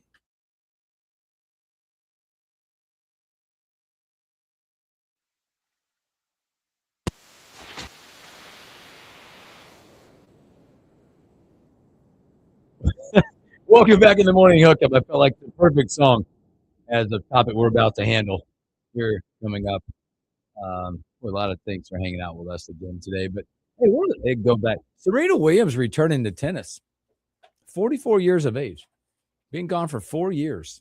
Arguably, like, there's debate, right? It's just the old classic debate, greatest of all time. Arguably the best women's tennis player of all time, right? Like, not much of an argument. Not much of an argument. I mean, some might go back in the archives of archives and want to tell you about this person, but a 23-time Grand Slam single title, 14 Grand Slam doubles titles, 4 Olympic gold medals. My goodness, I did not realize that played, and owns the most wins of all time, but set to return to action June 8th through the 14th. It says she's not coming out of retirement, but is set to return. This just feels like one of those things. If it goes well, expect to see more of her. As her sister, by the way, Venus is also back in action. She's going back to the doubles ranks, but she got really smart at her age. She has an 18-year-old doubles partner that can now still run all over the court. Hey, you got that? Thank you. I can't get there anymore. But it kind of had my thoughts going, this is the second act. As we know, Venus is the greatest of all time at that level of tennis. She's done great stuff off the court as well, becoming a mother, going into to building a family. Concern that I get second act legacies. That we've seen a lot of athletes come back and be successful at the high level. MJ, I guess we could say, had a second act, won 3 titles after leaving for a little bit. Michael Phelps returned to the pool after some time. George Foreman came back at age 48, won the heavyweight boxing championship. Made all those grills. Yeah, I agree. This was after making the grills. He came back at age 48. He left for the grills. He's like, well, grills were good. Let's go beat somebody up. Yep. He's like, no, he got ticked off. They weren't selling good enough. Yeah, he's like, man. They weren't selling to his expectations, so he had to go win a world heavyweight title. He just needed to build a bigger grease trap. That was all. That's all it is. My question, though, with Serena is kind of why? Tennis gave her a great send-off a couple years ago. Why now? I'm not complaining. No, I'm all for this. I'm not complaining. I wonder why now. Is it because she got back on the tennis court and realized, man, I still got a lot more in the tank that I didn't think I would have? Did a couple years away from her? Did she miss tennis? Or did she realize, hey, after a couple years away, my body's in better shape now than it was whenever I was competing every single weekend? Is this the kids at home want to watch mom go out and compete? Maybe she needs to get away from the kids at Maybe home. she needs to get away from the kids at home. I wonder why, but again, that's not a complaint. I'm excited to see how this goes. She is, as I already said, to me, pretty inarguably the greatest female tennis player of all time. She can do whatever the heck she wants. And if that is come back and dominate at age 44, awesome. It'd be a hell of a story to do that. Just disrespecting Martina Navratilova. Be a hell of a story. She did say she's making a return to the Queen's Club in London. She did say Queen's Club feels like the perfect place to begin the next chapter, which, hey, there's a next chapter coming. She said, grass has given me some of the most meaningful moments of my career. You start to hear that and you go, all right, soft surfaces, a little bit better, a little bit easier to make a comeback on. What that means, what it looks like, it's interesting to see the motivations behind us because, again, building the family and iconic brand that she's built off the court. When you're an elite competitor, right, don't you think that there's always going to be that itch? Isn't there always that measured competitive fire? Think about it like professional wrestlers. Like, you know that like Hulk Hogan had several return stints and Ric Flair could never really go away from the ring. And you had guys like Macho Man come back later in his career. And there were other stints like that. Like Goldberg seems to always have a couple of appearances nowadays. But when you are a high level competitor, like sometimes you just get the itch. Like sometimes it's just like, hey, let me see if I still got it. And maybe this is one of those situations where Serena's coming back and she's like, you know what? I look at the state of tennis. Maybe I think I can go snag me one. Maybe I can go compete at the level that I used to. It might just be a proving ground for her to say to her kids, yeah, I used to be that. I used to be that type of gal. Well, I used to really dominate. I think you saw that motivation from one Tiger Woods as he talked about that after making the comeback in the 2019 Masters about now my kids see me as a winner. And at that level, and I agree with you. I think this could be every aspect of life, by the way. We talk about it on the business front quite a bit. Once you're in the room with elite people all the time and you're not doing that anymore, not to say your family's not elite, but if you're not at the highest level of competition or the highest level of meetings, your mind tends to wander and you miss out. Especially when your entire life up to that point has been at that competitive level nonstop. Yeah. Speaking of Serena Williams, one of her most famous moments, most notable moments was obviously winning the 2017 Aussie Open while pregnant. Yep. We got a local story that we have to hit on here. How about that? Let's go. Let's hit it. The stories we miss.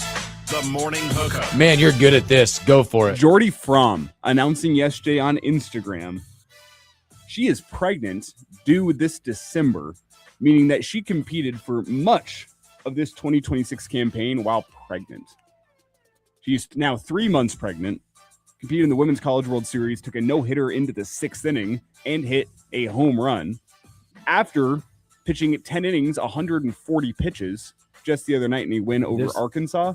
They just keep adding to the legacy or the competitive nature or the love of what she's got going on. I mean, I don't know how to describe that. To go and compete your senior year and win National Player of the Year while in the first trimester. Now, I don't claim to be an expert on pregnancy, and I'm not going to either. So I'm going to with three kids. I'm going to throw my hands up. But everyone that I am familiar with that has been pregnant at some point in their life has talked about how difficult the first trimester is, especially of your first pregnancy. I witnessed it. I would never say the word experienced it. I witnessed it. The level of nausea. My wife went through all the nausea stuff, not the morning sickness stuff. But imagine being nauseous for most of your days for the first 2.5 months of that stage of pregnancy while you're competing at the highest level of college softball. Yes. Oh, and dominating your competition while doing it. And hitting over 400 and building a 20 win, 20 home run season. Yes, you're second only player ever to do it. unreal. In apparel news, Steph Curry has signed a shoe deal with Li Ning. That's interesting, isn't it? Yeah, so he signs a deal with the Chinese shoe company. Great shoes that they put out. I mean, I can't disparage the product. Having sampled the product that Li Ning puts out, very comfortable basketball shoes to wear. So not a surprise that Steph Curry, looking for comfort in the feet, goes to a pretty comfortable shoe brand. And hey, they got the Way of Wade's going, so why not get Steph Curry on board? Correct me if I'm wrong. This is he's been Under Armour his entire career up to this point. And now he is a shoe free agent. Well, no longer. How about this one? A MLB player, Jordan Adams. Have you seen this story? Jordan Adams spent part of the 8 years pursuing and becoming a Major League Baseball player. Now, he has signed on. The former 5-star football recruit at the age of 26 has enrolled at SMU. He joined the Mustangs football program coming up. He was ranked right behind back in, I think, 2017 or 2018, Amon St. Brown in the football recruiting rankings. 5-star, 26 years old, will now be a part of SMU.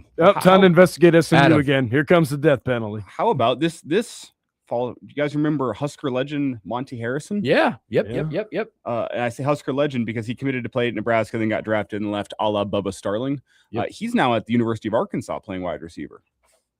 He came back. When did we not know that? Maybe we missed it. I missed it. He just completed his redshirt freshman year at Arkansas. So he's competing on the diamond or on the college football field at the age of 30. I was about to say, hopefully not on the diamond. Get next big leaguer on there. Mark Pope finally got himself a recruit at Kentucky. The whiff man. He did not whiff on this one. Milan Momcilovic from Iowa State. Reportedly, by the way, he is going there to be a Wildcat. All reports out there, this is a package worth up to $6 million. Whew. Talk about setting the family up. Well, he had money left because he hadn't spent any because he kept whiffing. Because that's Ken Whiffy Jr. right there, Mark Pope. Better watch out. The EA Sports cover is out. We talked about that during the break, but it's got Kawan Lacey, Tony, and Dante Moore on the new college football cover. Hey, a quick shout out to the country of Haiti that's going to be in the World Cup. They've been rocked by a lot of crisis, a lot of turmoil, but they're going to get a chance to showcase their country on the national stage. That's pretty cool after all the bad stuff that's gone their way. Tomorrow. So we've got plenty of time to talk World Cup this summer. Brazil had a really cool send-off for their team, so we'll check that out online. Tomorrow, Husker legend Henry T. Buchanan and a whole lot more. You guys have a great Tuesday. Catch you on a hump day.